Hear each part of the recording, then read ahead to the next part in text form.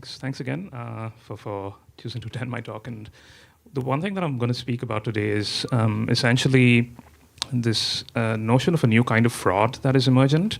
And when we generally think about fraud, you think about stolen credentials or stolen credit cards and the like. But there's something that's different that's emerging in the food industry and also in industries that are operating at the intersection of physical and digital spaces, and that is essentially manipulating manipulating images, which are essentially used for refunds. So that's what I essentially mean by synthetic. So I'll give you an example of this. I was actually pretty surprised. So I was back home in India, and my mom was ordering some eggs on like a food delivery platform, a pretty popular one, and the eggs were broken, and so she said she wanted to initiate a refund.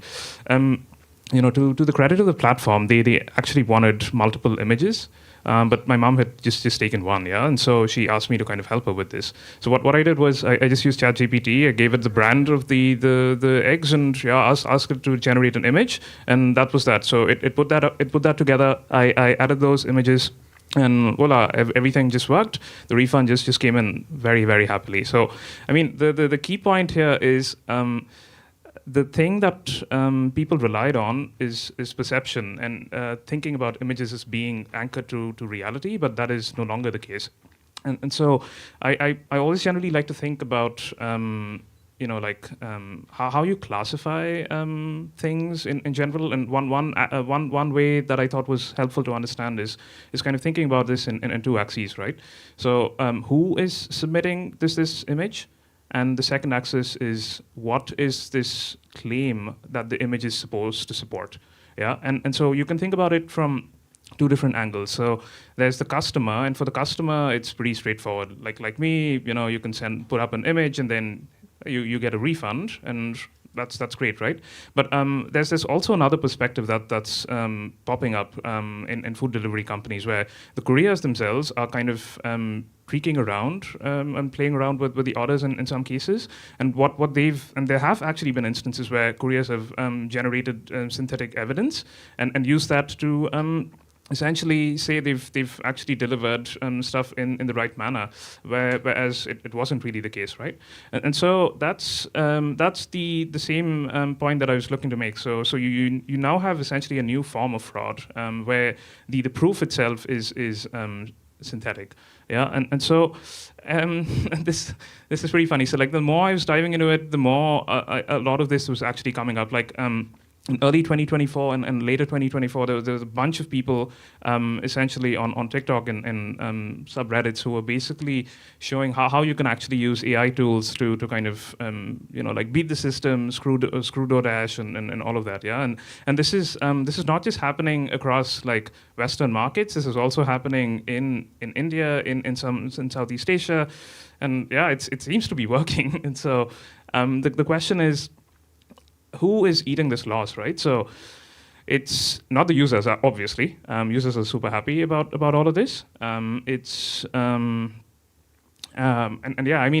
this again studies about how.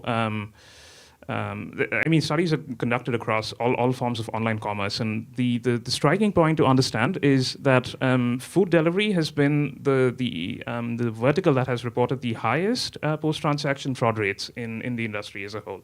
Yeah, and what ends up happening on average is you have restaurants that report about 2 to 3% of their top line that is essentially tied up in disputes, and it's pretty straightforward. So if you imagine even a market like Lyon in France or Utrecht, like small dense cities that have a high throughput of food delivery, that have high digital adoption, it's pretty. You can easily get to like 10 million gross monthly volume, and using like the 2% number here, and assuming again like the 25% fraud rate, which might I just pulled that out of a hat, but it still is pretty massive in terms of like the amount of loss that is actually being generated in the system. And yeah, this is something that you need to realize is a massive industry. Yeah, so DoorDash itself has reported about a 50 billion odd GMV annually in 2024, and the overall market is just not showing any signs of stopping. And there's more and more restaurants that are essentially using a lot of capturing a lot of their revenue through using like food delivery platforms as such. And as I mentioned, yeah, like it's users are not paying for this. And when you kind of think about food delivery platforms, they essentially control like the identity layer, the payments layer, and ultimately the dispute layer as such. And so they are essentially the true definition of a platform, yeah. And so what ends up happening is food delivery platforms are happy, I guess, in some cases to issue refunds to users, but it ultimately basically means that they charge the restaurants unilaterally. And it's the restaurants and maybe, I guess, the small business owners who end up eating all these losses, yeah? And what's actually very interesting is also like this is the last point that I had, which is I was speaking with a couple of food delivery companies who basically said, when they're entering a new market, they actually want to have a higher rate of refunds that they issue to users, because refunds are the things that fundamentally drive user engagement way more than any other product feature in the food delivery app. Yeah, and so what ends up happening is when they end up entering new markets.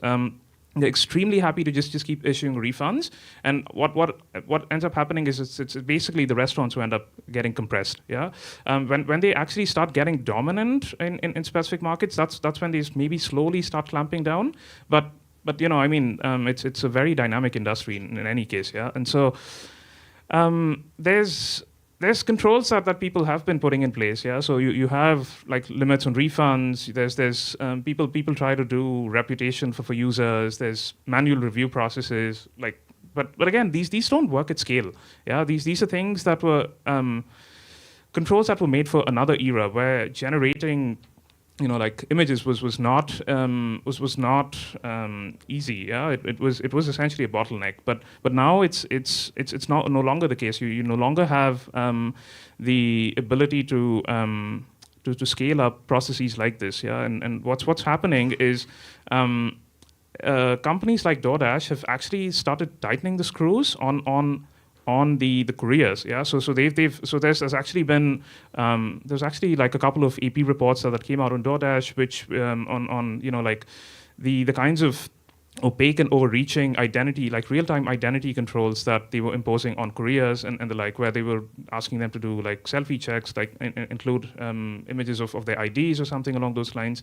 But DoorDash was basically saying that this was all in response to an increase in the number of accounts that were being created and shared, and credentials that were being shared, as well as like a lot of fraud that was happening on the platform. So there's a lot of, admittedly, I mean, there's a lot of ways that food delivery platforms do have leakage, but this vector is something that is consistently increasing, and this is something that has been the case across like multiple companies that I spoke with. Yeah, and so what actually needs to happen? So.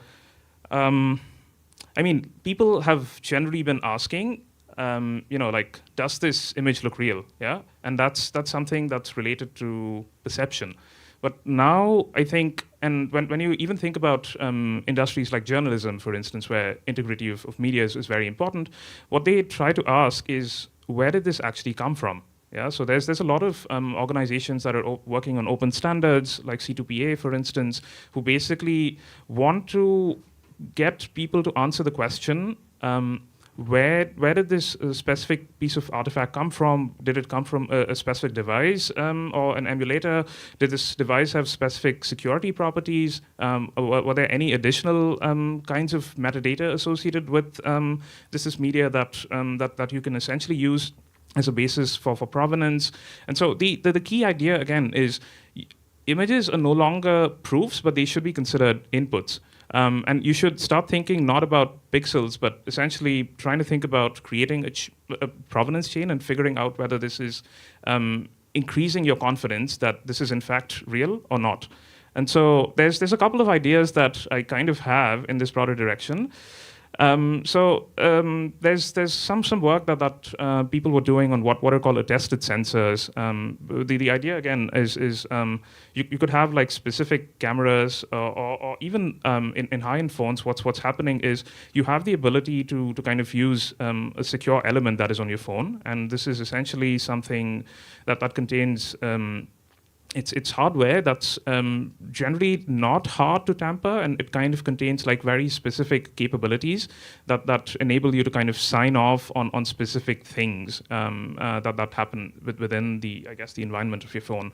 And so the idea now is to kind of move this trust upstream, like I was kind of mentioning. Yeah. So what ends up happening now is you could essentially, in theory, use some of these capabilities to actually create a so-called evidence packet. So you can basically use some of these modules and these elements on your phone to kind of capture timestamps. You can try and capture, there's this you can try and capture essentially things like sessions that you can set up with the platforms in an ephemeral manner and make it interactive. There's also other kinds of sensors on phones that are available. You have LiDAR sensors, which you can use for depth sensing. So you can try and include all of these and sign this together in the form of an evidence packet, and that's something that you can send up on chain. There's again additional benchmarking methods that people have been working on, which basically say, I believe you know, or maybe you're familiar with the concept of hashing, right? So it's something where you kind of take a piece of anything really and kind of reduce that to a random number or a random string, and there's these so-called hash functions. So it's easy to kind of use hash functions to transform inputs to outputs, but not the other way around. But there's newer forms of hash functions which are enabling people to also, detect changes in, or essentially allow for specific changes to images that you do. So, for instance, you may want to basically take an image on your phone, but then maybe decide to crop things out. And so, what ends up happening is you can use some of these techniques to essentially say, like, the content that you kind of captured is something that is authentic, and the process you use to manipulate this in terms of, say, cropping things out that are maybe sensitive is also an allowed operation. Yeah, and so this is all something that fundamentally, again, ties into the fact that you actually need to start thinking about the events around the capture of this media, and then use it to start thinking about setting up provenance. There's actually a very straightforward thing that people have not very much been using. It's app attestation. So you have the ability for an app to basically give an output that it is actually running on a real device, and that it's not running on an emulator or a rooted device as such. And this is something that's available on Apple App Stores or Google Play Stores as such. And so this is, again, something that you can essentially use to basically say, hey, this was actually captured. So you can basically think about the scenario where you can actually capture images inside an app and then use some form of app attestation methodology, and get this to also be part of the provenance chain you create. There's some issues, like in terms of this flow, because imagine, like, you order food, you're hungry, you get some food that's then spilled, and so you basically want to eat first. So what you end up doing is just take a snap, and then you want to kind of initiate the refund flow later. So this doesn't kind of work with that flow is in mind, and that is something that food delivery companies are happy to accommodate. But again, there's capabilities in phones that people should be leveraging as such. The third and the more obvious thing is, again, not relying on things that are static, but essentially introducing some form of interactivity. And this is pretty familiar to people maybe who've been using banks or custodians or things like that, right? So when you do like when you kind of do something that is important, so people basically say, like, take a video, like scan the food label, maybe show a clock in your room, show your face, move it around. And so the idea, again, is there's this more entropy in actually creating something that is more interactive as opposed to something that is static. Again, these like video generation is also manipulatable, but it's not so easy. It increases the cost for users who want to kind of use this on that basis. So it's a workaround in some sense, yeah. The very interesting point about blockchains as such is they once you kind of have blockchains as a trust anchor, so there's very many standards that I kind of was alluding to, like C2PA. There's a couple of other image media provenance standards, and they work in different contexts. They're maybe a little heavy to use, but the idea is once you actually start anchoring all of these as provenance points and use a public blockchain to kind of create this, that's when you can actually start thinking about looking at this from the perspective of insurance. So blockchains are great at financializing things, and so there's again a lot of things that are generally available on chain, like insurance and restaking, that may enable you to actually price a lot of this fraud that is paid for implicitly, right? And so what am I talking about? I'm talking about essentially restaurants forming collectives. And so the idea here is you could basically have restaurants pool resources together, create essentially what might be a shared pool, like a collective of sorts, and then basically say, like as any refund claims that keep coming in a given food delivery app, we try and see if there's like some form of provenance associated with all of this. Yeah, and if there is, then okay, that's fine. Then we will not pay the restaurants back. But then if there's something that is outside the accepted boundaries of provenance that we associate with images, then we can use that as a quick means to auto pay people back, really. And what this actually is good for is the fact that you first start pricing fraud explicitly, and you actually get a chance to make restaurants whole again. This also gives, secondly, restaurants more bargaining power as a collective to work with food delivery platforms in one way, shape, and sense. And I think the idea is, as I said, this is actually a very nice approach because it allows for pluralism in a lot of standards. So there's very many ways in which you can start creating provenance. You can use ZK proofs, you can use C2PA attestations, yeah, and so so I mean this is again one specific way to kind of get about doing this. And so I mean this is again the idea behind all of this is you stop thinking